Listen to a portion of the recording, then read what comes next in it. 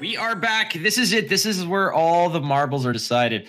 Marbles or cookies or whatever you value in life. It could just be love. But it is the Heartbreaker Bash here, represented by 98.3 Media. It is the finals. I'm joined again by the handsome and just wonderful presence that is Woodrow R. Woodson. How are you, Woody?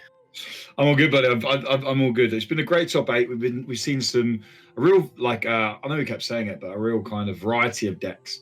Happy that we saw some green red represented, and it done well. And we're going to be seeing it again very, very soon, which I'm super hyped for.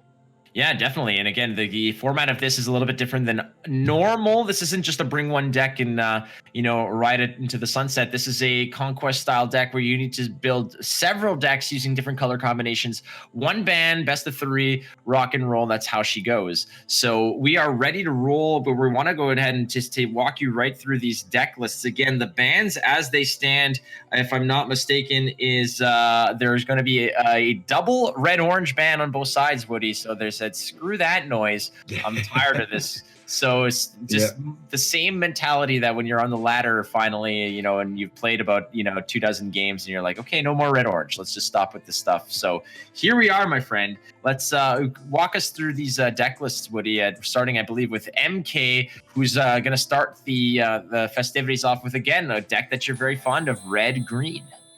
Yeah, no, definitely. And red-green, like I said, the biggest weakness of red-green is just straight up spot removal. Yes, you have the Extract Life, but the Extract Life it's a great card in terms of you're getting the life gain back from it. But if they're playing something, if they get the collar block out early doors, if you're playing against something like that, and you can't necessarily deal with the IQs or anything like that early on, because you're like dealing with an IQ, you're going to need to put down the full 10 if you want to remove it.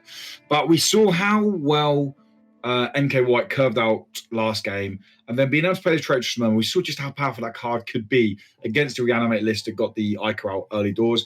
It's going to be very interesting going into this next matchup because he's going to be kicking off against a red-blue enchantment deck we saw earlier, where the first game, Rainbow's End, really didn't do very nice kind things to Faka. It kind of just went, nope, you want your enchantments? I am not going to give you your enchantments. And then we saw that actually when that deck can play to curve, it can be very aggressive and very, very powerful. And we saw that with both of these decks. It's going to be very interesting. I think cards that are going to be big here against the potential or against the red-blue is, again, your IQ and your short stags. Short stag kind of having that reanimator ability of just bringing back your IQs or your Firebirds. Firebird's going to be very big because it has the agility that you can play around it. Even so, like Shroud of the Pit isn't a card we actually saw last game, but it adds that reanimator ability to it. And it's something that can end up being very, very powerful if you build up the charges on there. And then obviously 7-Ring Ritual, Cerberus Unchained, we saw that come down, and it's a card that doesn't get a ton of play on ladder, but we saw just how powerful it can be. It removed 3 cards at once, straight up, just went, no, I don't care about you guys. You guys are going. And it's going to be interesting to see how these mid-game cards handle it, and if they can just have the power to just play over the red-blue, because you're not going to play under red-blue enchantments, but you have a chance to maybe just see it out and then look to play over red-blue enchantments. So it's going to be an interesting matchup there. Yeah, absolutely. Again, we never really got to see the full potential of the Dashing Ringmaster play with 7-Ring Ritual. 7-Ring Ritual has been played a few times already in this tournament on the top 8 here that we've seen on stream, but it hasn't really had the full effect, especially when supported by a Dashing Ringmaster. Let's go take a look at now Faka's deck. He's bringing in the blue-red enchantment. We saw this a dichotomy of results with this deck. I mean, in both ends of the spectrum, you either had feast or famine when it comes down to drawing those enchantments off of the path, the rainbow pathway. So let's walk through with this one over here, Woody. And again, standard procedure, lots of enchantments over here. Giant Stairway ×3. That's a lot of those. And once again, we've got the Odin Throne. We've got Cairnhenge ×2, 3 Demolition Speedways. You've got Stairway to Hades, but you've also got a heck ton of rush units and threats on this deck.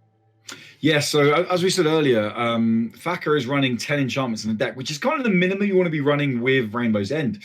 It means that you're proccing that 25% chance of card draw at the end of your turn with Rainbow's End. And what I'd be looking to do, if people are new to the game, or if people are wondering why he's burning enchantments early game, if you're wondering why he's burning his Giant Stairway and thinking, well, it's a great card, wasn't it not keeping hold of it? But having it in your deck, you're increasing your chances of drawing effectively getting a free draw. And anyone will tell you in any card game, if you can get a free draw, if you can keep cards coming into your hand, it's super, super powerful. It can really give you options over your opponent. But yeah, like you said, we have the aggro spectrum from the Daring Trapezist, the Wyverns, even Panic Raider. It's only 2 damage, but it's drawing card and it's still rush damage. Wings of Abaddon, and then obviously 7-Ring Ritual can be a nice little spicy finish to if you get the 3 lanes. Stairway to Hades, we know how strong these enchantments can be. It will allow cards like Kara Morning Wives to come back and go, I'm going to build up again, and this time I've got Frenzy. Deal with me now. Black and Jotun, cards like this, and then combine that with Giant Stairway as well. Black and Jotun on Giant Stairway is a 9/9 overrun, like just 9/9 overrun that can be played out on turn 5. Like it's very, very powerful. It's a very, very turn 6, because you need both of them out there. So it's this deck, when it plays to curve, and we saw it play to curve last time, it can be very, very aggressive. Fak will definitely be looking to play under the green reds. It will all be down to how well green red pulls. If green red can find, or if MK White can find a Grinning Collar block in hand, like open in hand or turn 1, can look to get that out, to get some ramp going, can look to get his Hydras down, can look to get his mid-game to late-game presence down, to stabilize the aggro rush from red-blue, then he's got a chance. Otherwise, I think red-blue may just about play under it. But we're into the game now, so let's check out these opening hands. Yeah, we're going to see exactly. We're going to let the players decide the winners. We could talk about it all day long, but again, it comes down to actually the cards and slamming them on the table. As we can see, Faka on the top of the board there, as you can see with MK White on the bottom. You've got the curve set up for both players pretty much. You could even get a Bella Witch Queen real quick if you want to, but MK White's opening play is pretty much well determined. You're going to go with the Grinning Kolobok. You always go with the Grinning Kolobok. But when you're playing with the red-blue rush and you're going first, you always have an answer for that Kolobok with the Trapezist. It's just something you don't want to see as MK White, and there it goes. Right out of the gate, the Trapezist just annihilating that Grinning Kolobok. And as you can see, now we're just going to go back to trading, body for body, as both players just evaluating and feeling out their opponents to see what they've got. But both players have some decent cards that they could play right away. Yeah, and Baba Yaga's Den is a card, again, that some people might not see a lot on ladder, but it's a very good card, especially against more aggressive decks, because it has the ability just to keep healing itself. You can effectively give it Defender, and by giving it Defender, it completely heals itself. And it's a card that against these before he gets his Giant Stairways down, it just blocks him. It just says, no, like, I'm going to trade to you, or I'm going to just slow you down. And that's exactly what MK White will be looking to do. Just kind of stall out the red-blue push and find that window of opportunity where maybe he goes 2 or 3 turns, or Faka goes 2 or 3 turns without finding an enchantment off the top, and he's struggling for card draw.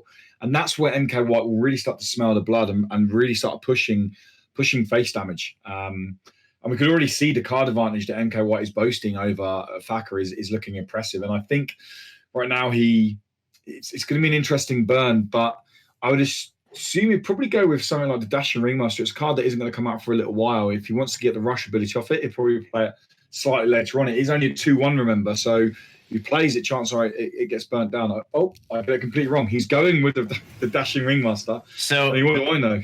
Yeah, well, playing the Dashing Ringmaster right now is just you're pushing your opponent to respond to it, and if it can't find a response to it, now if you're looking at your opponent could potentially play for it, you already see there's one Trapezist in the trash. There are going to be other cards, but you are also locking up your opponent's turn, because the Dashing Ringmaster, sure, it's not necessarily a card you want to play too early, but if you're looking at your opponent having only 4 cards, he's going to have to answer it. There's lots of rush options in that deck. But at the same time, it looks like he's just going to ignore it and play the Kara Morningwise. So he could have played the Wings of Abaddon and traded into it, but that seems like an okay trade if you're MK White. You're okay with that. Yeah, no, definitely. It's I remember Kara Morningwise will buff by 1/1 every time your opponent plays a minion. So MK White's going to want to be really efficient here and playing almost a full mana cap. He's not going to be wanting to play 2 or 3 minions per turn because it's going to be ticking up Kara Morningwise every single turn. So it's a shame he's 1 mana off. Obviously, anything up to 6 health, he can deal with Kara Morningwise because the whole time Dashing Ringmaster stays on the board, he can play the Magmatar to get the 3 damage on a proc, and then he can trade the Magmatar into Kara Morningwives, which will remove it with the 6 damage. So I think that's why he was setting up this turn. He will go with the Magmatar next turn as long as Dashing Ringmaster stays on the board. But I don't think it will, because we look in the Thakker's hand, he's just pulled a Wyvern, which will obviously, the Wyvern will trade into Dashing Ringmaster, but will slow down the deck, and that will give that will start making Kara. If Kara's not answered with 2 or 3 turns, it can get big. And again, as I said, green-red can struggle with straight-up spot removal. If it gets too big, your extract life becomes almost useless. It's tickling it. It's not actually doing any damage. Now, this is a play that you want to sort of answer that Dashing Ringmaster. It might be a matter for Faka to just he's not respecting that Dashing Ringmaster. And as you mentioned, the Magmatar is going to answer that Kara Morningwise if it drops into lane 6 and just plows through. But at the same time, Dashing Ringmaster has a lot of targets that I can go ahead and crush with, but with those enchantments on the board, a lot of the cards that Faka is going to play is going to come down with added value and added punch, especially with the rush ability right on top of it. So as you can see, both players are having a good time right now, just being able to just play cards and rush their opponent down. But there goes the Dashing Ringmaster, and that whole strategy is gone. But the Kara Morningwise already just punched through for a little bit of damage there. So it comes down to card advantage now. Both players are looking pretty much, even keel now. Even though MK White has the card advantage, Faka has a pretty significant board advantage now with the 2, albeit weaker enchantments, but still, that's 2 enchantments that are going to just make all of his cards better. He's just hoping now that rainbow is going to give him a little bit of help down the line. Yeah, I can't help but think that the Dashing Ringmaster turn came one play too late. I mean, Faka knows that his card advantage is gone. He knows that he's always playing the uphill battle now with card advantage. So I feel like getting rid of the Dashing Ringmaster so that Kara Morningwives couldn't go, there almost was no way of removing her, was important, because it starts making MK White saying, I need to. It's forcing MK White to play over to that side of the board. It's forcing them to cover Kara Morningwives every single turn. And with the overrun as well ability, chipping away at more damage. So I do feel like that was maybe slightly 1 turn too late. But pulling the worm off the top there is not a bad card to pull off the top at all, actually. It could trade the. I'm assuming we're probably going to trade the token into the Collarbot here and drop the worm down. The worm obviously comes down, it buffs for 2/2. We're going to go for the wings. So I'm assuming we want to get rid of Bella here. So we'll trade the token into Collarbot and then trade wings into Bella. It might be an option too to just go ahead and eat the Enforcer to keep the wings on the board. Yeah, I mean that's always an option. It is stunned. Or you're going to eat. Obviously, the token makes more sense now. But instantly we can now see that the card pulling the giant stairway off stairway to Hades off the top is huge. But remember, I'm pretty sure, I can't remember if it works on wings or not. Wings is a demon, so it won't work on wings if I'm not mistaken. Yeah. No, so I think I've made that mistake in the past. Not that I want to admit it, but I'm a human. But it does work on the stairway. Obviously, giant stairway does work on the wings, so that will buff wings up to a 4/7. Now, dangerous times here, because he's dropping that Shopworn Bull, which trades nicely into the Wings of Abaddon, but he's 1 turn away from going to Winter, so that trade is not going to look nice next turn. No, not exactly. Yeah, it's. But remember, the Wings of Abaddon doesn't have the overrun anymore, so. The choices he makes here is, does he move the Wings of Abaddon over to take the overrun damage? I think not. I think he plays Stairway underneath it to keep it alive, and keep it on the board. But that IQ in hand is a big card. It's a big threat to have, and it's a threat that he'll very happily see in his hand. And I wouldn't be surprised if we see the IQ next turn just to really start putting pressure on. That's right. You're going to have to start doing something here. And like we said, even though you do represent the card advantage, MK White does not have the board advantage. So you're constantly fighting to reestablish a presence on the board and just counteract the presence that Faka has already established. With Reconstruct and 3 enchantments on the board, he's going to be able to put something down significant every turn, no matter what. Now, his boneyard is empty, but when things start dying and filling up there, that reconstruct is going to put down some serious muscle. But he has frozen that Abaddon, Wings of Abaddon, from being, from attacking back. But it just ensures that there's going to be a trade happening here if in case the Eco Turso wants to go through. Yeah, no, definitely. So the Iku's gonna get 8 damage to face, but it is gonna kill it. Obviously, we know Short Stag's in the deck as well, so he has a chance to bring back the Iku. He could alternatively next turn he just drops the Stairway to Hades underneath. Oh yeah, and then it comes back as a 10-10 overrun with Frenzy. That sounds like a good idea. That sounds pretty tasty to me, and I think I'll be very surprised if that isn't the route he goes down now. I mean, he could go down the route of playing Ringmaster and actually and can't play Cerberus. Well, he can play. He's running out of gems. That's right. He needs the gems. All right. So the safe play here would most definitely be to drop the Stairway to Hades underneath the Eco Turso, get it back as well with Frenzy, and there's really no answer coming up unless he pulls like a Gigantomachia perhaps can deal with it. That's about the only thing I think off the top that can really deal with it, and obviously, MKY won't know this, but he'll see that. But obviously, Thacker doesn't have a creature or minion in hand. He's gone with a different realm, which is it's an efficient play. He's burned his hand up. I can see why he's done that. 'Cause he wants to keep the Stairway to maybe a later threat. Sets up potential lethal now. Obviously, if we don't pull a minion off top, oh boy, that's huge. He should have taken a play when he had the chance. I agree. I know the 7-ring ritual is going to come down now, and it's going to put a lot of pressure on the threat. But that 7-ring ritual could have been paired up nicely with a dashing ringmaster. Well, it's not an option anymore. Yeah, I still think I prefer the Stairway to Hades underneath it and put another 10-10 on the board with Frenzy overrun, and we're looking at lethal turn just gone. This is going to be the Dashing Ringmaster, the 7-ring ritual. It's got 2 lanes where it's going through. It's it's going to be an interesting one how this one pans out. Stairway to Hades. Fane will probably go down on Karen Henge, making it a nice free 4. Yeah.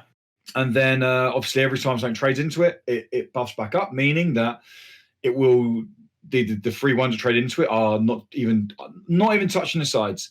And he also does have the mana to play Stairway to Hades underneath the Fane down the end as well. So when it comes back, it is buffed and it has Frenzy and it rebuilds itself. Oh, that's that's an interesting play right there. Look at that. Yeah. Finding an opening, just clearing out 3. And there's the Thane. It's going to go ahead and find a nice little house there. Firesong Prodigy is probably going to have to come down and help out with these Thanes. But look at that. That is just such a wall of defiance right there, especially since every time that they kill something, they do get healed. And those, if you are MK White, you might be a little bit upset with yourself for not taking that Stairway to Heaven play, Stairway to Hades play on the Eco Turso, because how could you say no to a 10-10 overrun with Frenzy? I think that there's just nothing you could really say to really dissuade me from making that play. Especially against the red-blue, when you know the only card that can remove with is Gigantomachia. That is it. So again, you can't play cautious. You can't say, oh, they may have Gigantomachia in their hand. You can't play like that. You have to go, that's one card out of 40. So you have to play it, take the advantage. And the game's over by now. If he plays the Stairway to Hades underneath the Aku, the game would have been over by now. But this is a great card to pull. The Magnus is getting it back. Obviously, it doesn't come back again off of Stairway to Hades because it does end up going down. It becomes demon itself. Now, you could use that extra 2 mana. There you go. Slide that bad boy over and punch through, represent lethal on one side, and hope that it's enough to just distract your opponent. Stairway to Hades is going to be great if you could slam it down on one of those other cards over there. For instance, the Magmator might be able to make the right play. I can't see what's in hand. I'm having a little bit of a technical issue. Is that a Trapezist? I can see. Yeah, Darren's Trapezist. So Darren's Trapezist on the Stairway to Hades is pretty tasty as well. This is going to come down. It will trade into something and it will get the Frenzy back as well. But then it's going to essentially just die to whatever trades into next, unfortunately. But you take what you can get. I would have maybe even slid that over Now maybe perhaps you just slide that over onto the other enchantment. Oh, he's taking the. Let's get the overrun. Put the reconstruct down. Move this over. Wow. The short stag off the top is a great pull. It sets up lethal pretty much there, and then it says to Faka, what are you going to pull off the top? You need a godly pull off the top, boys. I'm going to take this game. Short stag is the nuts there that you could probably just picked up off of. I mean, it not only does it just represent an absolute animal of a card to slam down there, but it also it rescues a card from your boneyard as well and gives you sets you up nicely for another play. This is essentially the final dagger, unless Faka can just respond with some magic of his own. Looking at the play here, I mean, I feel like you have no other option but to move the Magmatar over, perhaps. Maybe trade it into the construct rather. Drop the short stag in lane 2 and then just see what happens. Yes, yeah. I mean, dropping in, you have two options. You have the option of there's no cards in hand, and he's running 25% of his deck is enchantments. So you had the option to obviously impel over with the Magmatar, trade in, remove the token, drop short stag middle lane, and say, look, top deck a creature, otherwise I win automatically straight off the bat. There's nothing you can do about it. Obviously, you are leaving up 9 damage there, so you got to think about. You have to be careful in terms of if you do that, if they put a giant stairway, for example, then is that going to set up lethal for them? I don't think it does. I think it's well away from lethal. So he's just going to drop this short stack here, which is fine. I think opposite the 2/2. Oh, this is a great play right here. There we go. Yeah. So he's going to set this up now. Assuming he'd probably remove the token, the 3/1, or sorry, the 2/2 in the middle. Yeah, and that gives you a nice sort of free and clear. Yeah, 3 damage through. And all he needs is 2 off the top. And Fane is not going to save him any day. There we go. No, short stag versus the Fane does not seem like fair play to me. No, I mean, MK White took the more scenic route then. He could have probably had lethal a lot earlier by playing the Stairway to Hades underneath the IQ, bringing it back, having a 10-10 frenzy. But, sometimes the scenic route's nice. And he went around there and he played around a little bit more, make some good plays to come back. There was a moment where I thought Faka was going to really come through on top. He started to find his rhythm, but MK White had the sustainability. He found his way again, and that short stag off the top there is just too much. A Fane against a short stag's it's only ever going to end up one way. Yeah, I mean, you can't fault him. He got to the destination. Like you said, he took the scenic route. Sometimes it is about the destination and the journey. And I mean, like, to me, I thought a spectacular play would have been to just go ahead and find a 10-10 overrun with Frenzy. But hey, what the hell do I know? I'm not a doctor. So Faka is once again going to be facing off in the finals against MK White. MK White has a 1-0 advantage, and this is it. Again, this is for all the marbles, ladies and gentlemen. I don't know if anyone plays marbles anymore, but still, it's for the crown of Heartbreak Bash champion, I guess. And again, I'm joined by our good friend, What's Up Woody, and we do have a 20-pack giveaway, you clowns. So if you want in on this wonderful 20-pack giveaway, go ahead and check out the chat. I believe the command is !Mythic if you want to get in on that giveaway. Woody, what could you do with 20 packs, my friend? 20 packs. What can I do with 20 packs? Ooh, I mean, you could pull a Braggy Runesinger, one of my favorite cards in the game. Heck yeah, you can. I mean, you could pull a Sapo, another great card in the game. Like, there's so many great cards you can pull. So many phenomenal cards. On average, again, not guaranteed. You're looking at 2 mythics from those 20 packs. 2 mythics in this game is pretty substantial. It's it can really make your deck go from being good to being absolutely mustard. So there's a lot there. What kind of mustard? English. It's only English. It's not because I'm English, but it's English mustard is the best. Is it Dijon mustard? I believe that's French. Am I right in thinking? I could be. I mean, I'm in Canada, so I suppose you're closer to France than I am. But then again, I am from Quebec. They're French over there, but they don't really do Dijon in Quebec. They're more of what do they do there? You know what they have? They like to put they like to eat their French fries with mayonnaise, and it's really weird to me. But that's just me. My wife is a chips and mayonnaise, and I can't get my head around it. I'm a chips and barbecue sauce person myself. Me too, all the time. Why would you not? Exactly. A good friend of mine once told me that all food is just a vessel for barbecue sauce, and I was completely on board with that statement. That was, yeah, my good friend Christo told me that years ago. He said that all food is just a vessel for barbecue sauce. I have to agree. I have to agree.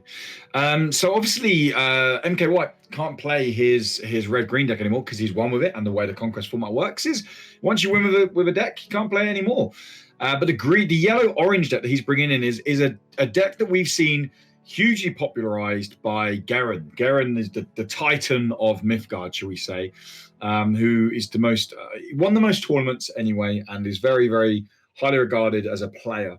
And Garen is very much a fan of this yellow orange control deck. It runs quite a lot of artifacts, a couple of enchantments. The artifacts like a Llama Ring, Model of Duality, or Jamming Satellite, Orbital Jamming Satellite, all give it a real control element to it, and then the late game comes in. I mean, Herald of Pestilence is a card that is just seriously frustrating to play against. Lavis Proxy can give you sustainability as well. But we're in the game now, and it's going to be interesting to see it out. So we are 1-up, MK White being 1-up in going into the game. And it's going to be an interesting matchup. The orange-green, it's interesting to see that Faka has changed decks. He's gone, do you know what?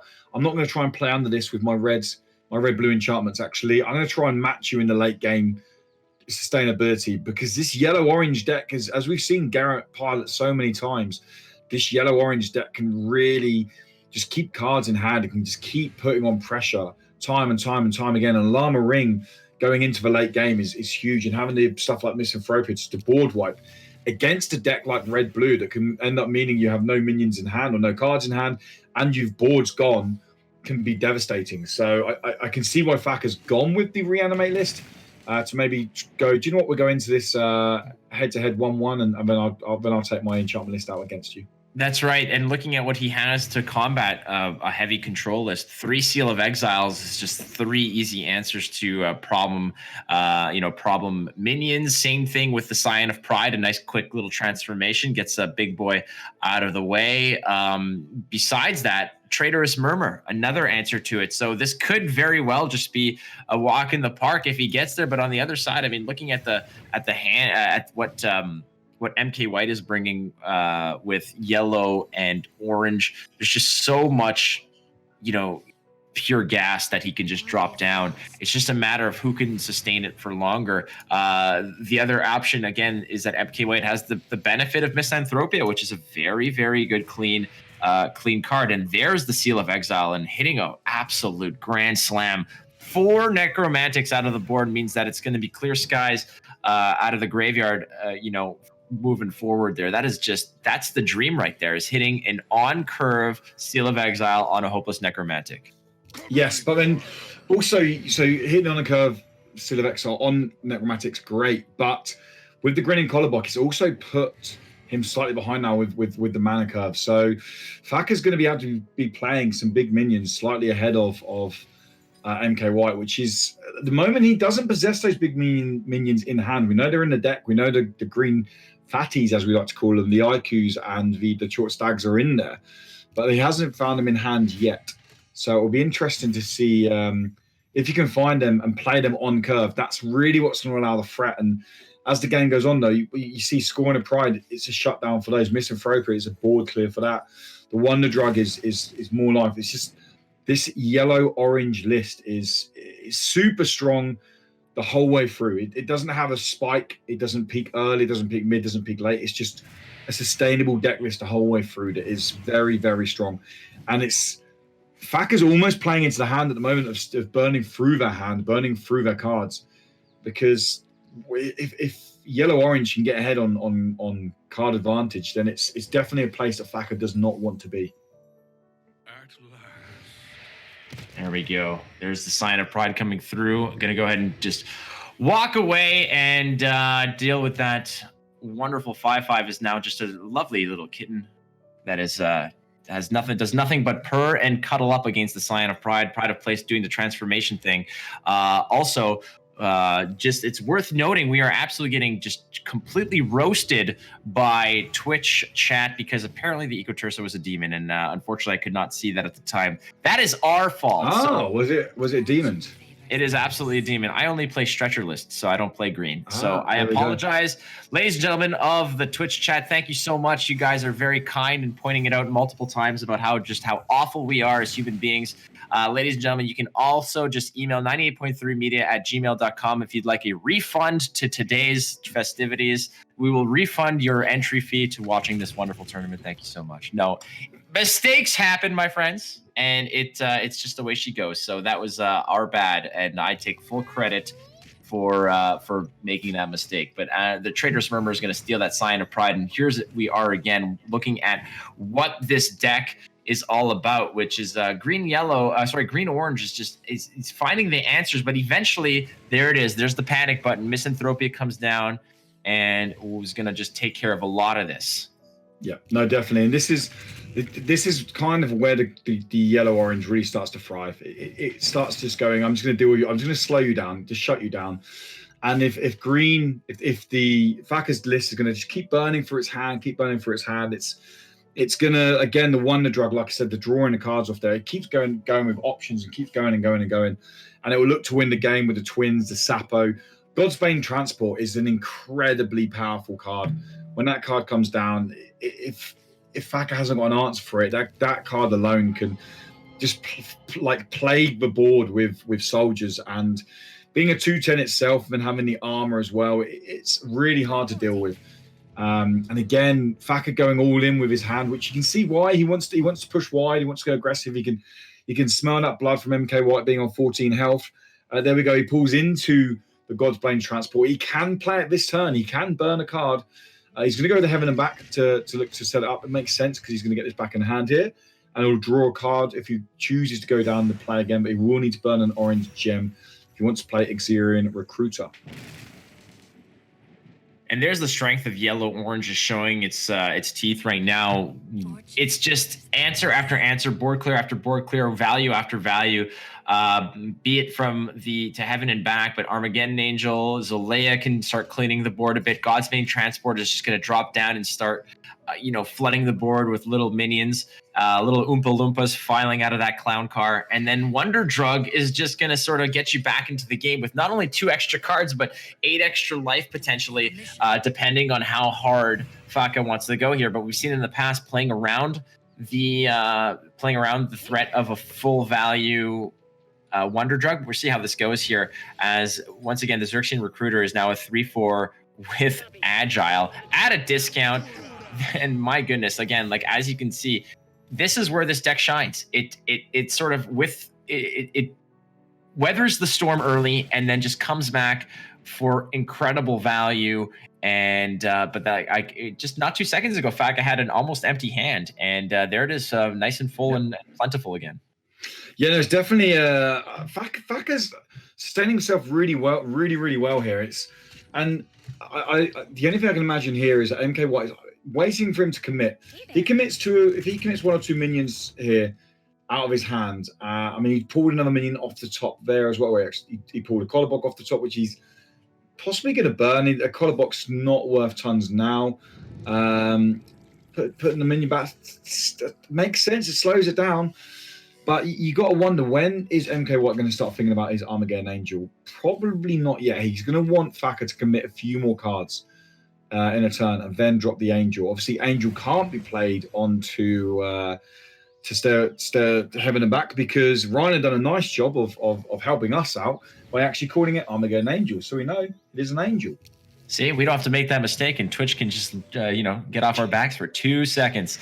All right, there's Zolea comes down. She likes to sit on that enchantment nice and cozy there. And again, Thaka playing right against the line there of 9 health for MK White so that the Wonder Drug is not necessarily full value. Again, a quick little zap brings him back to 9. And could he find lethal? I don't think so. Led Astray is going to go ahead and shuffle that Zolea back in, poking through. And there it is. He's not going to be holding back anymore. He wants to go for it. He's not going to be afraid of that Wonder Drug, though he probably can suspect it's there.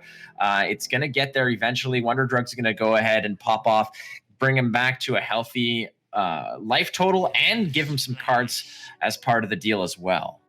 What'll be interesting here is where MK White plays his Enchant Eater, because if he plays it lane his lane 3 or 4 or 5, then with Temptation in hand, he can easily get rid of that. He can easily get rid of the Heaven and back. If that ends up happening. That would be a wonderful play but again, that's going to take some help from MK White's on MK White's side. We're going to see. I mean, there's no real reason to play Enchant Eater. There's nothing that you're eating. The Enchant Eater is not really there. But again, he already burnt it once, so it's going to eventually have to come down. But there's no real reason to just drop it in. And again, with open deck lists, I think MK White could probably sense that there's no reason to threaten his own Stairway to Heaven, which just represents so much long-term value. Yeah, no, definitely. I mean, the double top draw there. So going into full, obviously, MK White pulled 2 cards. Putting Twins and Sapo is incredibly good. It's such a powerful card. Obviously, neither Sapo or Twins can be targeted from Temptation because they're over 5 mana. At the moment, the only card that can really be targeted with that Temptation, that makes Temptation a valuable card, is Enchantment Eater, and that's not a card that's going to come down anytime soon. So Thacker kind of has a dead card in his hand at the moment there. Although I wouldn't be surprised if we see the Seal of Exile now come down on the Sapo, because obviously it does go through warded, and it will just say, do you know what? Goodbye. Off you go. Yeah, there's no other real options to get rid of that Sapo right now. Looking at the hand, you could just keep dropping a Born Again and just blocking that damage, given that there's no overrun, but then you're just leaving yourself open to a quick removal and Sapo coming through. Again, Sapo is warded, meaning that he doesn't give a crap about Armageddon Angel and all of her worries. But again, Seal of Exile is pretty spicy to go ahead and play on that Sapo, getting rid of it.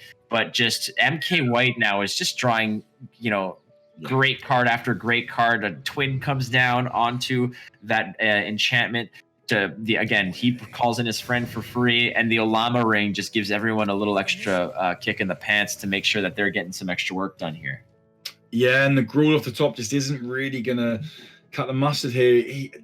Born Agains are great because they bounce back to your hand. You can keep playing as chump blockers, but remember, when those twins are both on the board, they have overrun and regen.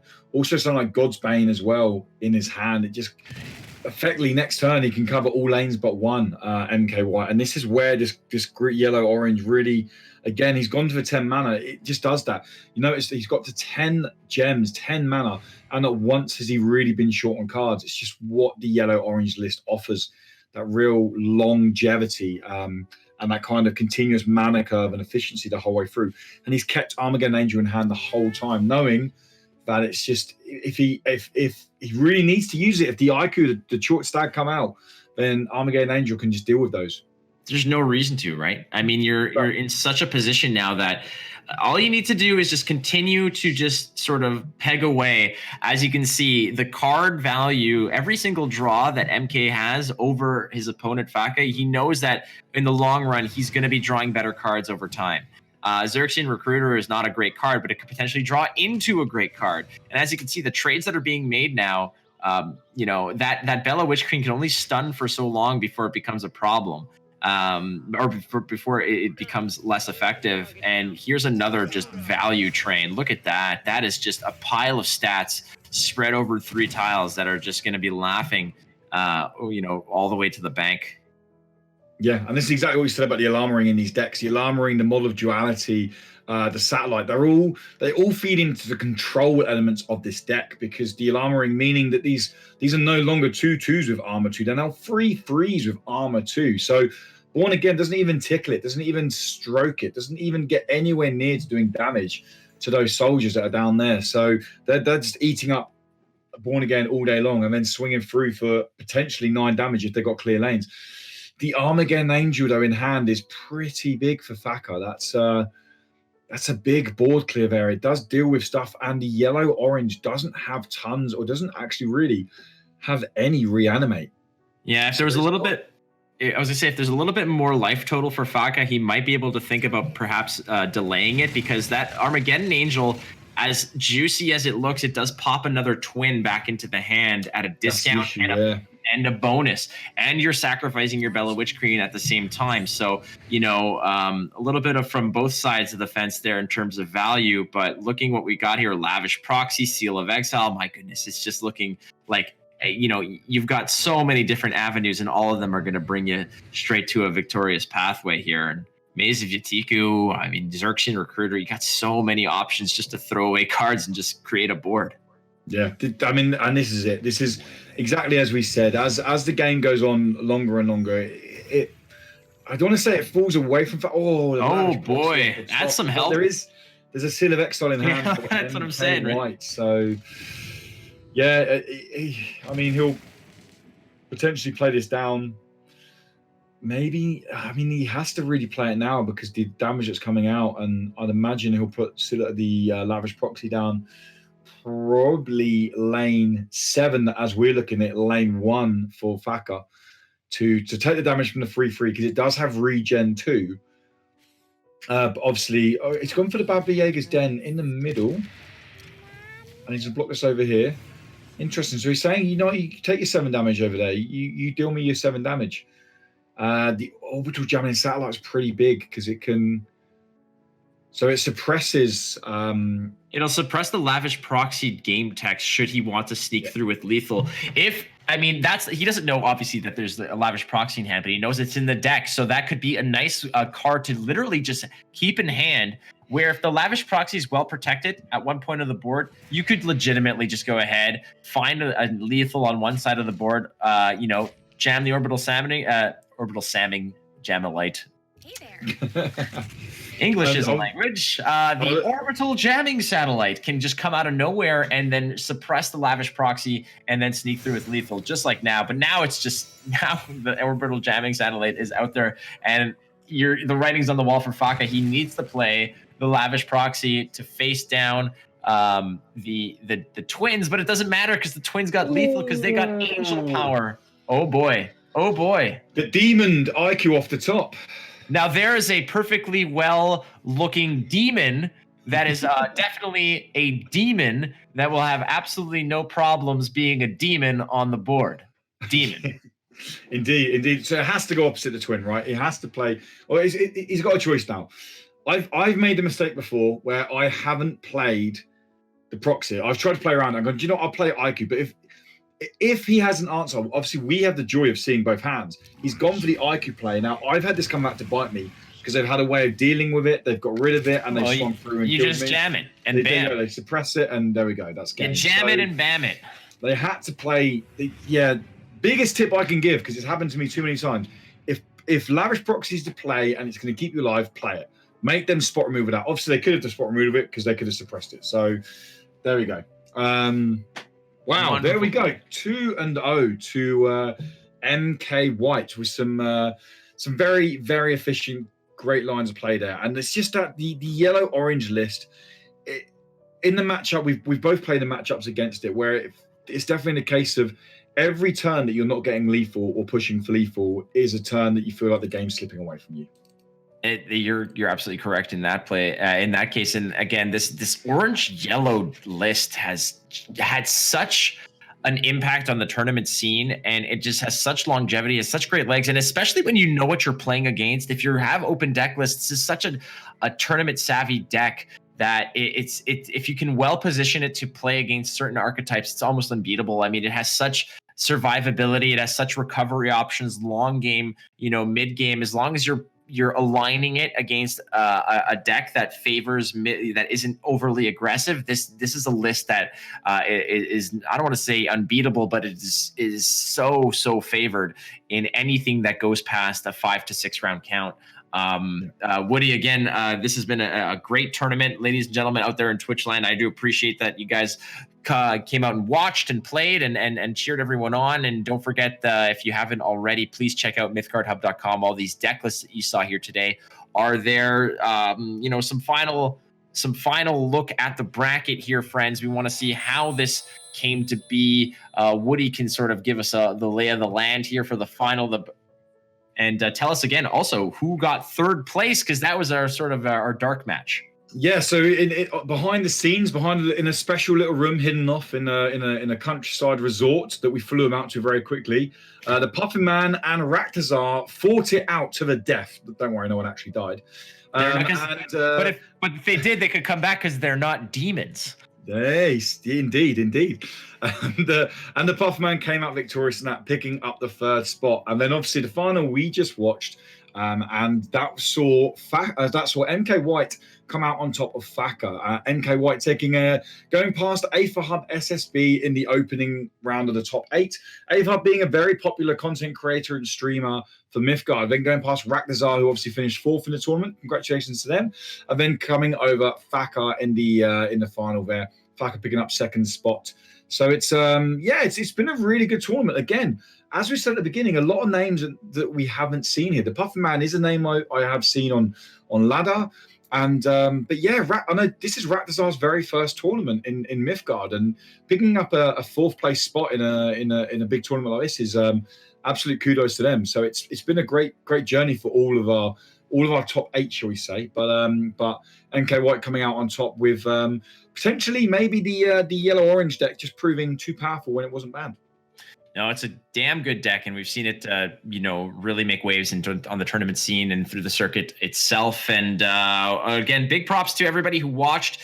Please check out the survey, !survey. We want to get a little bit about your thoughts and your wishes to see in the future about tournaments and what you want to see out of the tournaments. And again, big props to Mark Theus behind the scenes, who's been producing all this and put this all together of 98.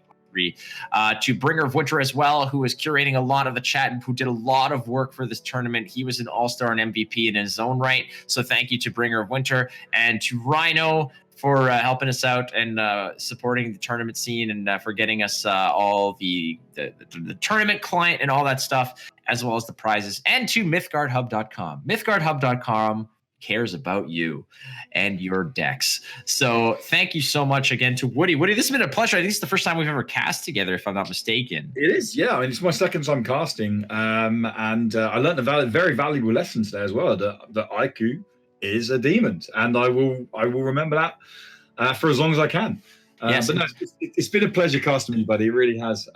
You're a great personality. You're a great content creator. You're a great caster. So it's been a privilege sitting on the same mythical desk as you and casting away.